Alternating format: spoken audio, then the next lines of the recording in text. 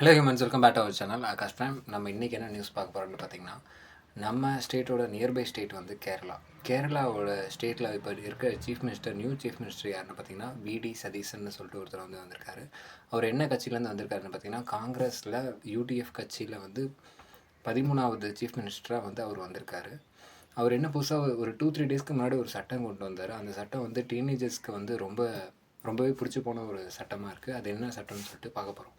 என்னென்ட்டு பார்த்திங்கன்னா, ஒரு கேபினெட் மீட்டிங் நடந்துகிட்ருக்கு. ஒரு ஸ்பீச் நடந்துகிட்ருக்கும்போது ஒரு செட் ஆஃப் ஸ்டூடெண்ட்ஸ் வந்து அவர்கிட்ட கேட்குறாங்க, மாடிஃபிகேஷனுக்கு வந்து அலௌடு இருக்கா அப்படின்னு சொல்லிட்டு கேட்கும்போது அவர் வந்து சிரிச்சுக்கிட்டே வந்து அலோவ் பண்ணுறேன் அப்படிங்கிற மாதிரி சொல்லியிருக்காரு.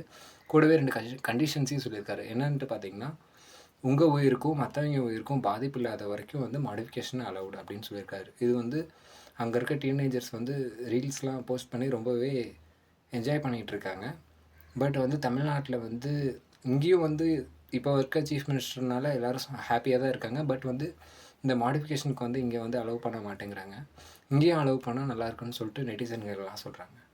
இந்த வீடியோ எப்படி இருக்குன்னு பார்த்துட்டு நீங்கள் கமெண்ட் பண்ணுங்கள்.